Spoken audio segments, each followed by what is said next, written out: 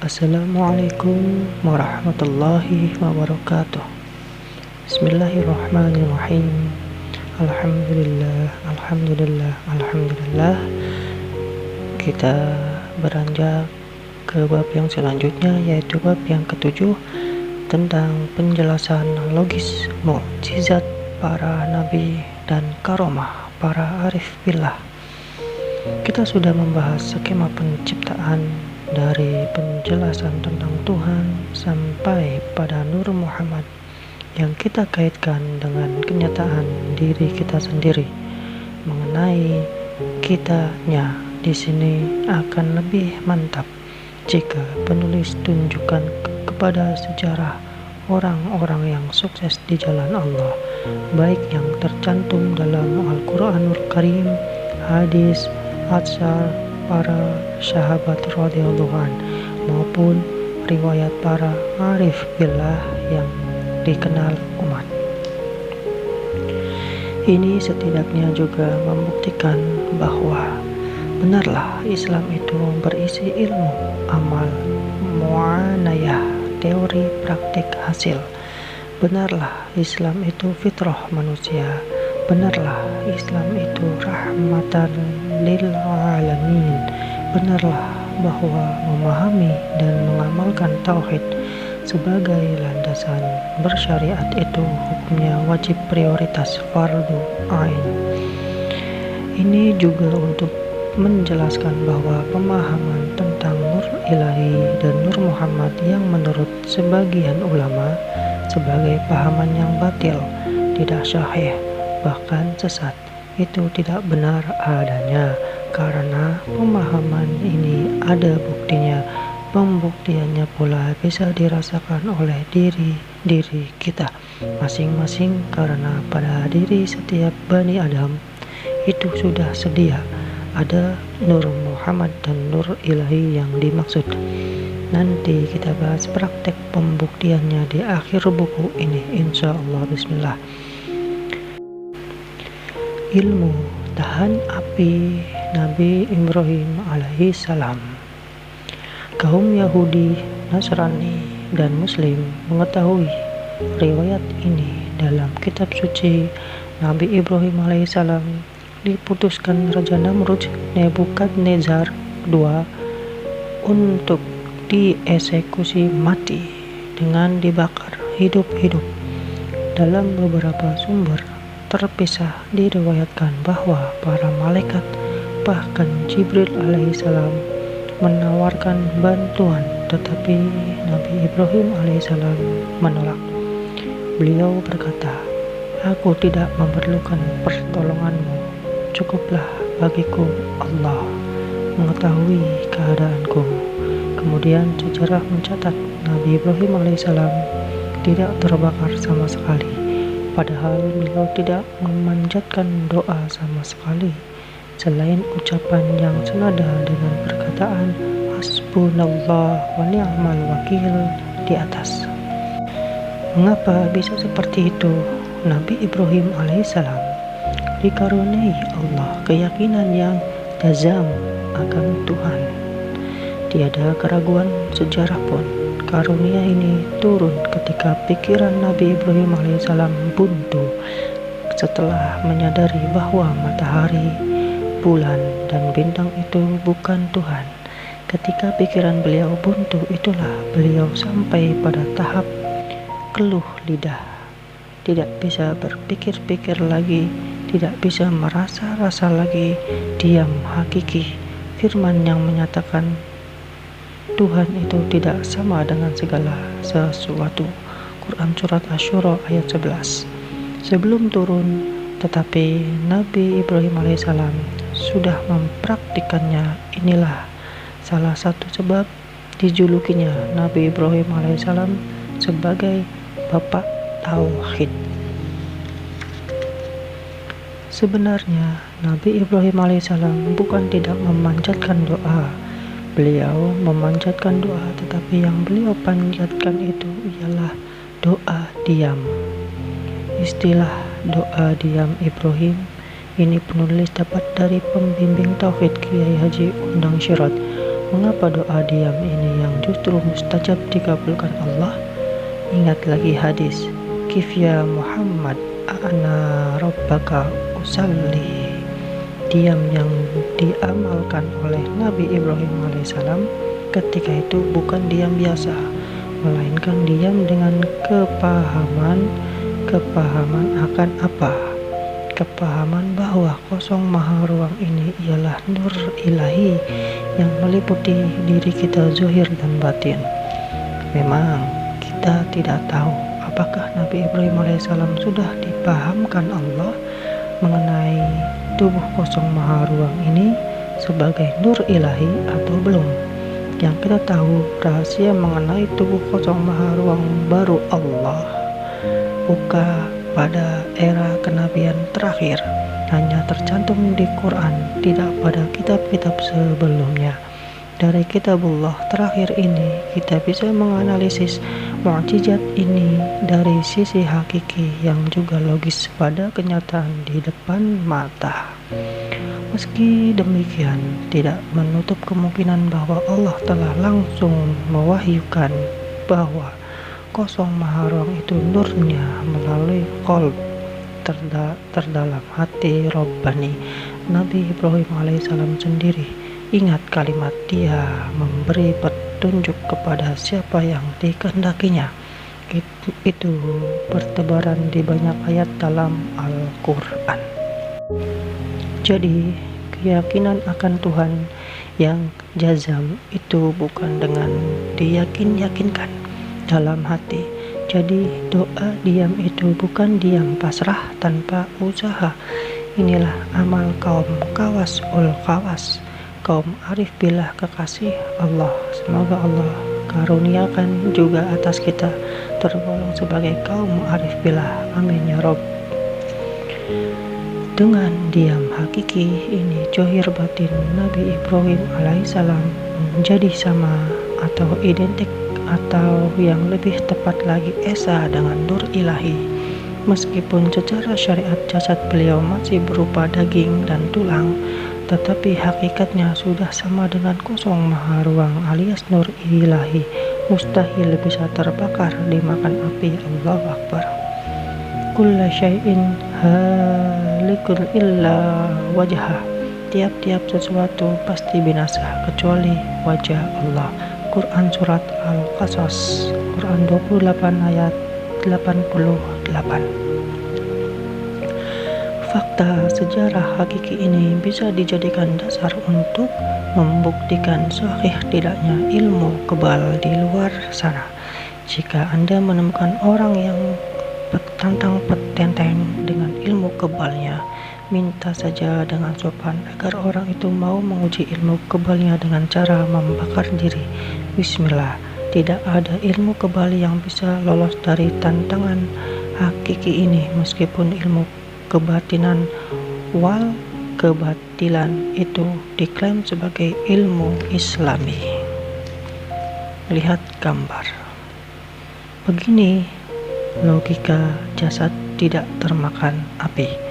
Segala sesuatu bisa dimakan api. Contoh kertas yang terbakar, api lilin gambar di atas, atau bom atom yang menghancurkan seisi kota Hiroshima dan Nagasaki.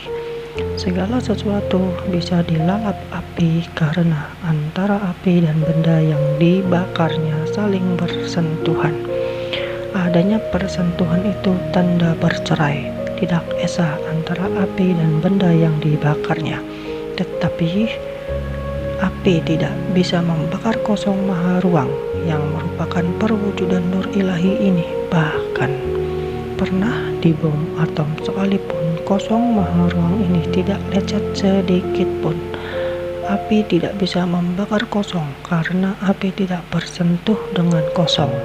Api tidak bisa membakar kosong karena kosong inilah wujud asal api. Kosong itu wujud kodim, sedangkan api itu wujud hadis. Mustahil wujud hadis bisa menembus wujud kodim. Demikian juga jika zahir batin kita esa dengan kosong maha ruang ini, jasad kita kembali ke wujud asalnya, yaitu nur ilahi. benda apa yang bisa membinasakan nur ilahi. Pukul, tebas, bakar, atau tembak sekalian kosong maha ruang yang ada di depan Anda. Kalau sampai kosong maha ruang itu lecet, buang saja buku yang Anda pegang ini ke tong sampah. Bagi kita kelas umat yang bukan nabi, jika belum terbiasa diam hakiki atau tafakur hakiki di dalam dan di luar ibadah, paling tidak selalu sadar saja bahwa kita ini ada di dalam kosong maha ruang nur ilahi. Artinya sadar bahwa kita ini bertubuhkan nur ilahi, karena nur ilahi ini meliputi kita zahir dan batin. Jika kesadaran ini menjadi, kalaupun ada orang yang membokong kita dengan senjata apapun, bismillah, hanya ada dua kemungkinan: serangan orang itu meleset atau kita yang diserang baik-baik saja, tidak terluka. Demikian pesan yang pernah disampaikan almarhum Kiai Undang Syiraj. Bismillahirrahmanirrahim. Qulna ya naru kuni bardaw wa salaman ala Ibrahim, yang artinya kami berfirman, hai api, menjadi dinginlah dan menjadi keselamatanlah bagi Ibrahim. Quran Surat Al-Anbiya, Quran 21 ayat 69. Ayat di atas memang jelas sekali hanya ditunjukkan untuk Nabi Ibrahim. Bisa jadi Nabi Ibrahim alaihissalam ketika itu tidak mengamalkan diam hakiki yang kita bahas di atas, dan beliau selamat semata-mata karena perintah Allah kepada api. Penjelasan tahap api dengan sebab diam hakiki di atas setidaknya menjelaskan mengapa hal serupa bisa juga terjadi atas diri yang bukan nabi. Ya, kita-kita ini, sebab hal ini pernah benar-benar terjadi atas diri yang bukan nabi.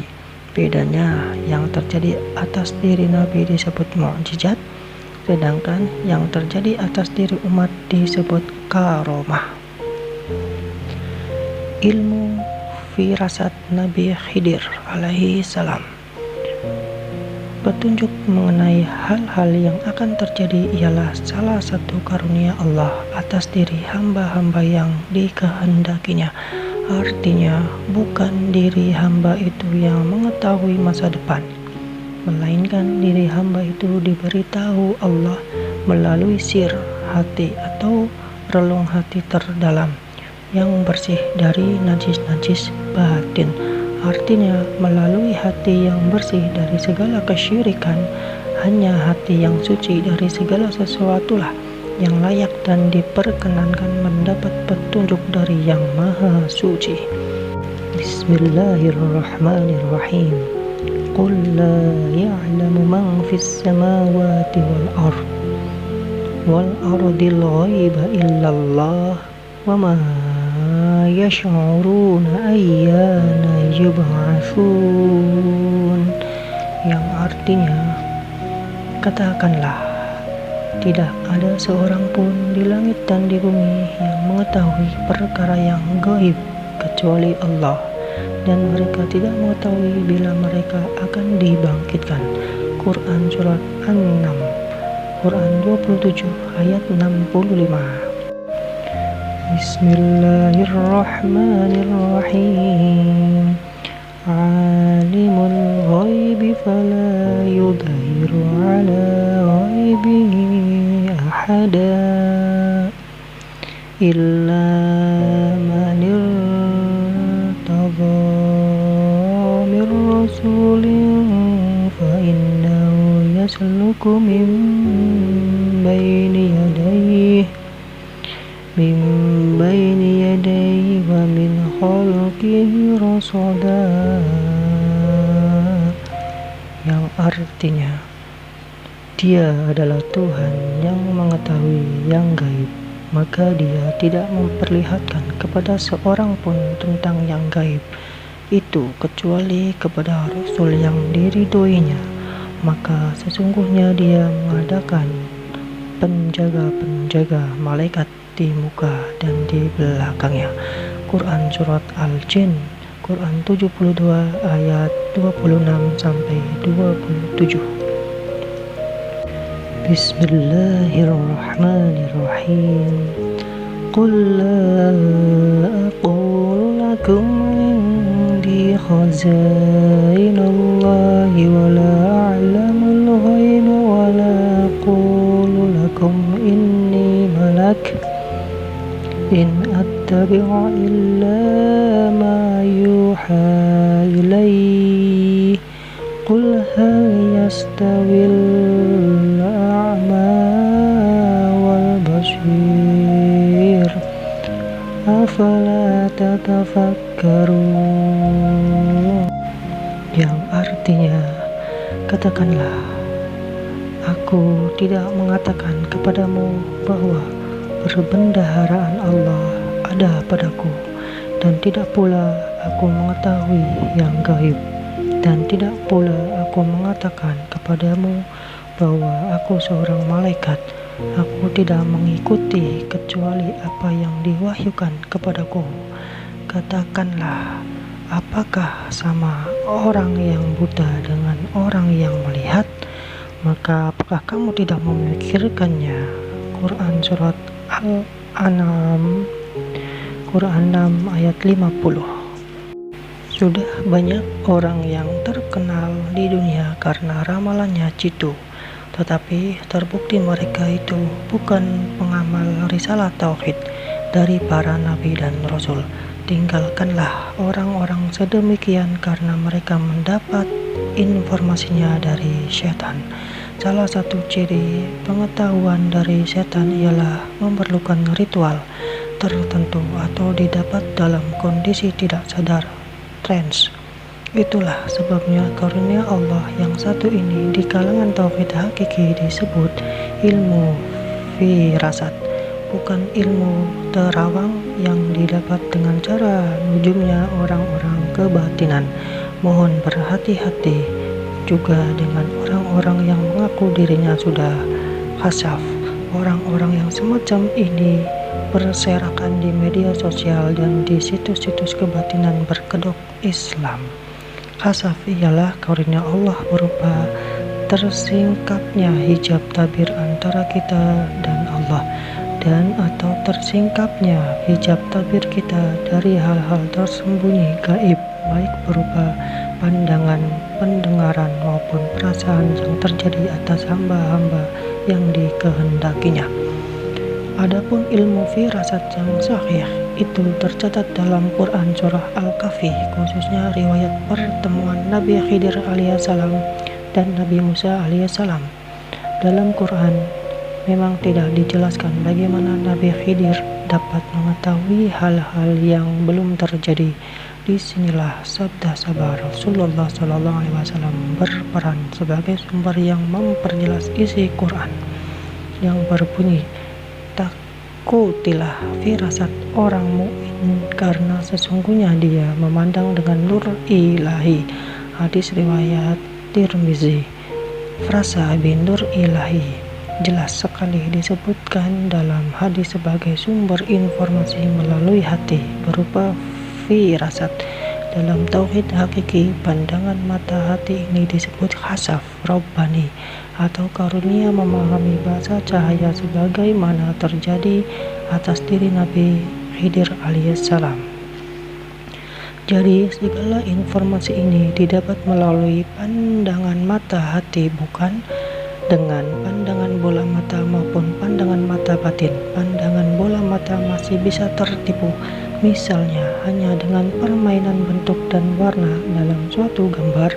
Pandangan mata batin ialah tempat bersarangnya nafsu dan setan di hati, jelas sesat, menyesatkan. Dari Abu Sa'id Al-Khudri radhiyallahu anhu berkata, Rasulullah SAW bersabda, takutilah pada firasat orang mukmin karena sesungguhnya dia melihat dengan cahaya Allah. Lalu beliau membaca, sesungguhnya pada yang demikian itu benar-benar terdapat tanda-tanda kekuasaan Allah bagi orang-orang yang memperhatikan tanda-tanda. Al-Hijr ayat 75. Lihat gambar. Pandangan mata batin masih bisa menipu kita, kurang lebih seperti terkecohnya pandangan mata kita oleh gambar tersebut. Pada subbab nur ilahi di atas, kita sudah memahami bahwa nur ilahi itu tubuh maha ruang yang menjadi tempat bagi sekalian makhluk. Ruang, waktu, dunia, surga, dan neraka bertempat di tubuh maha ruang ini. Kita ketahui juga bahwa tubuh maha ruang ini bersifat tembus-menembus sampai ke jarah-jarah setiap makhluk. Jadi segala sesuatu itu ada dan terjadi di dalam nur ilahi atau tubuh maha ruang. Jika ruang, waktu, dan peristiwa semuanya berada di dalam tubuh maha ruang, dan jika johir batin seorang hamba benar-benar esa beserta tubuh maha ruang ini, bismillah, seisi dunia akhirat terpandang semuanya. Maha bijaksana Allah akan apa yang ditunjukinya atas diri seorang hamba. Silahkan iqra dengan seksama pernyataan di atas. Mudah-mudahan Allah permudah kepahaman atas kita. Amin. Karunia ilmu firasat ini tidak hanya terjadi atas diri Nabi Khidir alaihissalam. Sudah tidak diragukan lagi bahwa karunia ini juga ada pada penghulu para nabi, yaitu Muhammad Rasulullah SAW. Silahkan Anda cermati sabda-sabda beliau terkait dunia akhir zaman. Apakah ada yang meleset? Bagaimana gurunya, demikian juga muridnya. Karunia serupa atas dua sahabat Rasulullah SAW tercatat dalam Atsar riwayat sahabat Nabi berikut ini. Suatu hari Sayyidina Umar ibnu Khattab radhiyallahu anhu keluar rumah untuk mendirikan sholat Jumat. Ia pun naik mimbar lalu berkhutbah. Di tengah khutbahnya beliau berteriak, "Wahai Syariah ibnu Junaim, awas gunung! Wahai Syariah ibnu Junaim, awas gunung! Hendaklah seekor pengembala berhati-hati atas kambingnya terhadap seekor serigala." Seruan Sayyidina Umar pun membuat para jemaah yang hadir saat itu kaget dan saling berpandangan. Wajar kalau mereka bingung karena tiba-tiba saja beliau berteriak memanggil nama Syariah ibnu Junaim. Setelahnya beliau pun melanjutkan khutbah hingga selesai. Beberapa hari kemudian Syariah ibnu Junaim pulang membawa kabar kemenangan. Sesampainya di kota, ia mengisahkan kepada para sahabat bahwa ketika berperang ia mendengar suara yang menggelegar mirip suara Sayyidina Umar ibnu Khattab berkata, "Wahai Syariah ibnu Junaim, awas gunung! Hendaklah seekor pengembala berhati-hati atas kambingnya terhadap seekor serigala." Yang ternyata pihak musuh tidak hanya menyerang dari sisi depan, melainkan juga dari sisi belakang yang tersembunyi di balik gunung. Disarikan dari kisah hidup Umar ibnu Khattab, Dr. Mustafa Murad, penerbit zaman, berdasarkan Al-Lalkai 2537-2538, Abu Nuaim dalam Al-Dalail 210, Ibnu Asakir dan Al-Baihaqi, juga Ibnu Katsir dalam Al-Bidayah 131. Sayyidina Ali bin Abi Thalib radhiyallahu anhu berpesan, "Jika kalian melihat bendera-bendera hitam, tetaplah kalian di tempat kalian berada, jangan beranjak dan jangan menggerakkan tangan dan kaki kalian. Kemudian akan muncul kaum lemah, tiada yang peduli pada mereka. Hati mereka seperti besi, mereka akan mengaku sebagai asobul daulah. Mereka tidak pernah menepati janji, mereka berdakwah pada al-haq atau kebenaran, tapi mereka bukan ahlul haq atau pemegang kebenaran. Namanya adalah julukan, nama yang diawali dengan kata Abu, warganya dari nama daerah. Sumber kitab Kanzul Ummal, riwayat nomor 31530, Syekh Al-Muttaqi Al-Hindi. Katakanlah, apakah sama orang yang buta dengan orang yang melihat? Maka apakah kamu tidak memikirkannya? Quran Surat Al-An'am, Quran 6 ayat 50. Apakah sama orang yang buta tentang nur ilahi, padahal ia melihatnya setiap hari, dengan orang yang sadar nur ilahi setiap saat meliputi dirinya, zahir dan batin?